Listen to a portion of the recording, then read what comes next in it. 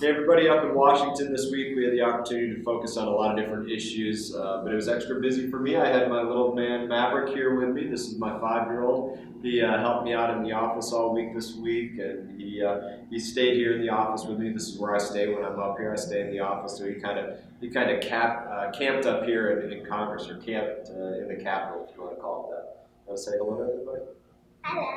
All right, you go in the other office, and then I'll see you in a few minutes. Go in the other And office. then I can take a picture of you. Yeah, I think so.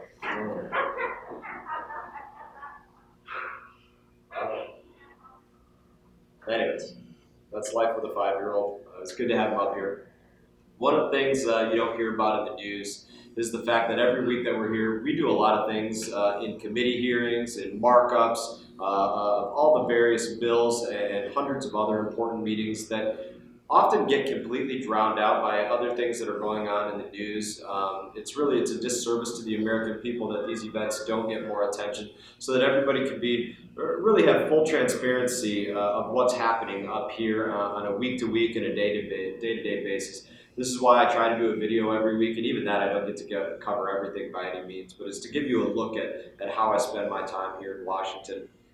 First of all, this week I led an effort on Monday to introduce a bipartisan bill to safeguard Jewish community centers. And this bill that we put forward, it provides about $20 million in additional funding to the Department of Homeland Security, and it's specifically dedicated to safeguarding faith-based community centers, and it would essentially double the federal penalty against making bomb threats from 5 years to 10 years. This is a very serious issue to me. I was a bomb technician for most of my life. I know as well as anybody what it looks like to be injured by an explosive device. And I always ask people when I'm speaking about this issue to imagine if this was a threat that was made to your child's preschool, or made to the Boys and Girls Club, in our community, or some other after-school program.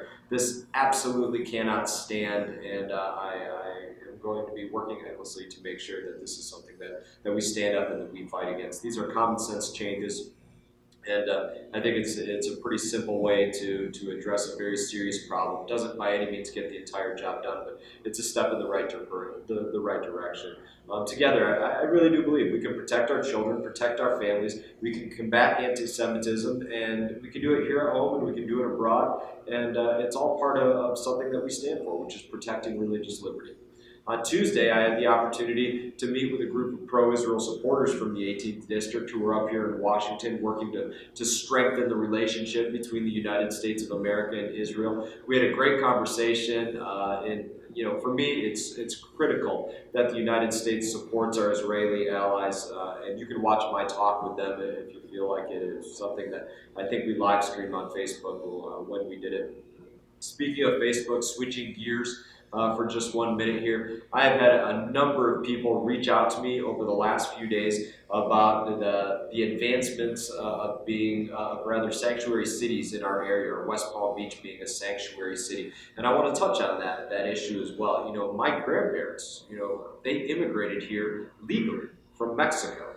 And it's something that maybe a lot of people don't necessarily know about that piece of my heritage, but I believe in my heart that we have to be a welcoming nation to immigrants, but that doesn't mean that they shouldn't go through the process to enter our country legally and follow our laws, just as we would expect any one of our other neighbors to follow our laws. We have to enforce our laws, and if we don't, then there's no incentive for people to go through the process to follow them if there is no enforcement. And in this case, that law, that it's the Illegal Immigration Reform and Immigrant Responsibility Act, it was passed back in 1996. It was signed into law by President Clinton. And the bottom line is that we have to enforce this in a uniform way, or it's never going to be effective, and we're not going to be at the place that we need to be.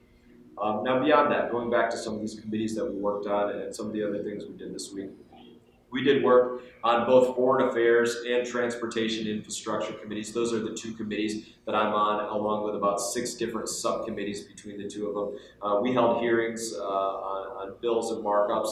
A bill markup, if you don't know, that's essentially, it's the last step before a bill goes out onto the House floor for a vote. So that's where the committee that has jurisdiction over that issue, they'll make any final changes and votes on that to pass the bill. Now, one of the bills that we passed in Foreign Affairs this week was a bill that I co-sponsored, and it's Combating European Anti-Semitism Act. It's a bill that affirms it's in the best interest of the United States to combat anti-Semitism. That's what it's really talking about, both here at home and abroad, and ensure that the United States continues to emphasize the importance of combating anti-Semitism in international bodies such as the United Nations, where unfortunately that has not been the emphasis of how they conduct themselves by any means.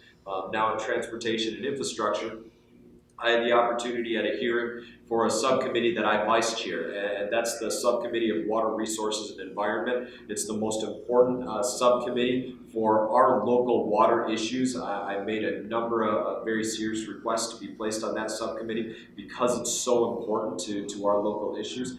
And on that subcommittee, I spoke about the important need to provide support to projects in our area that are designed to help with flood control and keep our waterways clean at the same time. And you know, we work together on a number of disaster relief bills dealing with FEMA, and this plays a direct role with everything going on there. One of those bills, it was known as HR 1665, and it directs the administrator of FEMA to give a greater weight in consideration to basically the severe local impact when evaluating whether to recommend something as a major disaster declaration. And this actually helps provide, you know, a level playing field for communities like ours that are devastated when disasters like algal blooms from last summer strike. And so in that, it's a very, very important bill towards getting the right outcomes for our area.